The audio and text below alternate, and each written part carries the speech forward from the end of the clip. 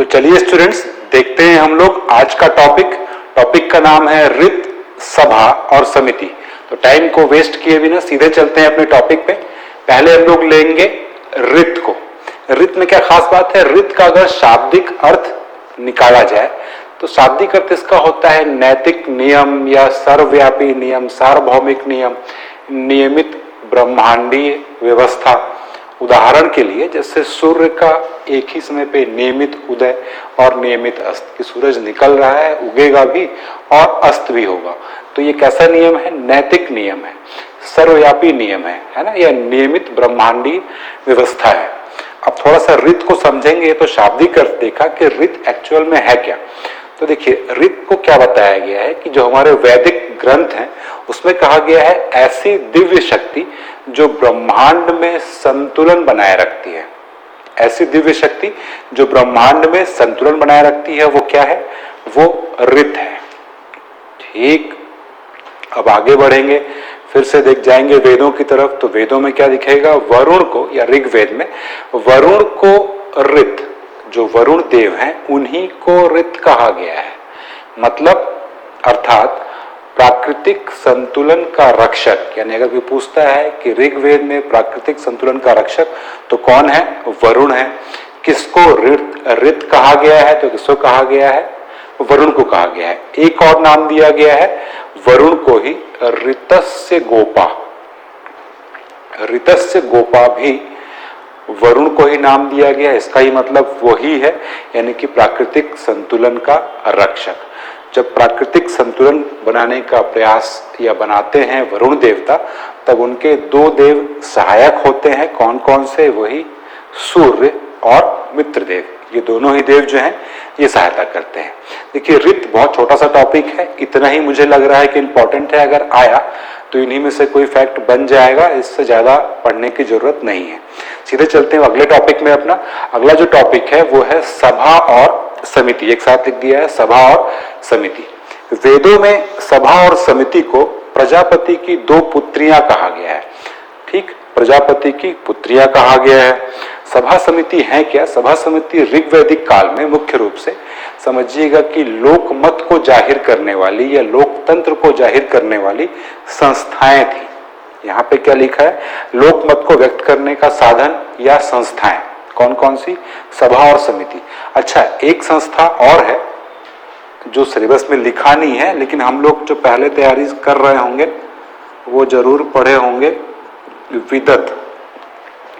ये भी सेम ऐसी ही संस्था है ऋग्वैदिक कालीन, और विदत जो है ये सबसे प्राचीन संस्था है ऋग्वेद काल की।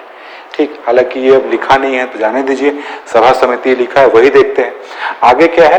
राजा पर नियंत्रण रखने वाली संस्थाएं हैं, राजकाज देखने वाली संस्थाएं हैं, राजा का चुनाव करने वाली संस्थाएं। ये कौन? सभा समिति। ऋग्वैदिक काल में इनमें यानी कि सभा और समिति में महिलाओं की भागीदारी होती थी, किंतु उत्तर वैदिक काल में इनकी भागीदारी समाप्त हो गई। कारण क्या था? उत्तर वैदिक काल आते आते राजा की भूमिका बढ़ने लग गई, और राजा की भूमिका जब बढ़ने लग गई तो ये दोनों ही यानी कि सभा और समिति, इनकी शक्तियां कम होने लग गई, और धीरे धीरे महिलाओं की भागीदारी भी उत्तर वैदिक काल तक समाप्त हो गई। यही चीजें हैं जो लिखी हुई हैं। सीधे आ जाते हैं अपन अलग अलग सभा और समिति को। ठीक है, ये चीज पहले बता दी मैंने आपको कि ऋग्वेद की प्राचीनतम संस्था जो है ये विदत थी। इसी को कहीं कहीं पे विधाता भी लिखा रहेगा, कंफ्यूज होने की जरूरत नहीं है, दोनों एक ही चीज है। चलिए अब चलते हैं अपन सभा में। सभा क्या है? ऋग्वैदिक कालीन महत्वपूर्ण संस्था है। ठीक है, कोई दिक्कत नहीं है। संसद के रूप में कार्य करती है। ठीक, संसद के रूप में कैसे कार्य करती है? ऐसे वाद विवाद व चर्चाओं के द्वारा राजकाज का निपटारा करती है। कौन? सभा। ठीक है, इस सभा के संचालन के सब नियम बने हुए थे पहले से, मतलब बना दिए गए थे सभा के संचालन के नियम। जो भी व्यक्ति नियमों का पालन नहीं करता था या कोई गलती करता था तो सभा उसकी भर्त्सना करती थी। भर्त्सना यानी निंदा, आलोचना, यही करती थी, इससे ज्यादा कुछ नहीं। थोड़ा लग भी रहा है संसद जैसा ही, संसद में यही होता है, निंदा भर्त्सना करते हैं, वैसे ही यहाँ पे कर रहे हैं, चर्चा वाद विवाद चल रहा है। ठीक, इसके अलावा ये भी याद रखिएगा कि सभा जो थी ये कभी कभी एक न्यायालय की भांति भी कार्य करती थी, न्यायालय की तरह भी कार्य करती थी। महिलाएं हिस्सा लेती थी, पहले ही बता चुका हूं कब तक करती थी, लेकिन ऋग्वैदिक काल तक ही महिलाओं की भूमिका थी, उत्तर वैदिक काल में समाप्त हो गई थी। महिलाएं भी हिस्सा लेती थी, उन्हें सभावती कहा जाता था। और सभा जो है अगर आधुनिक काल में इसकी तुलना की जाए, जैसे कि शुरुआत में ही बोल दी है हमने, संसद के रूप में कार्य करती थी, तो संसद अपन जानते हैं राज्यसभा, लोकसभा और राष्ट्रपति से मिलकर बनता है। तो अगर सभा की बात करेंगे, इसकी तुलना की जाए तो ये राज्यसभा से थोड़ी ज्यादा समानता रखता है। कैसे रखता है? क्योंकि ये आकार में छोटा होगा, निर्णयों में इसकी भूमिका समिति की तुलना में कम होगी। ठीक, सभा का प्रधान जो है वो सभापति कहते थे उसको, सभापति के रक्षक या फिर सभा के रक्षक भी कह सकते हैं, इसको सभापाल कहा जाता था। सभा में जो भी सदस्य हैं उसके, उनको सभासीन या सभासद ये कहा जाता था। ये हो गया आपका सभा। अब चलते हैं अपन समिति। इसको देख के अपन दो चीज तो समझ जाएंगे। एक चीज जो बताया मैंने कि यहाँ पे ये राज्यसभा की तुलना कर रहे हैं, तो वो एक चीज तो हो जाएगा कि लोकसभा हो जाएगा। अब यहाँ पे मैंने बताया राज्यसभा इसको क्यों बोलने, क्योंकि इसकी भूमिका कम है, तो उसकी भूमिका ज्यादा होगी, उसका आकार ज्यादा होगा। चलिए देखते हैं समिति। समिति क्या है? ऋग्वैदिक कालीन महत्वपूर्ण संस्था है। किस बात की संस्था है? राजकाज चलाने वाली संस्था, राजा का चुनाव करने वाली संस्था, लोकतंत्र या लोकमत को व्यक्त करने वाली संस्था है। ठीक है, विशाल आकार की जनसभा है ये, यानी इससे इसकी तुलना में, सभा की तुलना में समिति जो है वो ज्यादा बड़ी है संख्या में। ठीक, और ये सभा से अधिक महत्वपूर्ण है, आकार में बढ़ गया और महत्वपूर्ण भी ये ज्यादा है।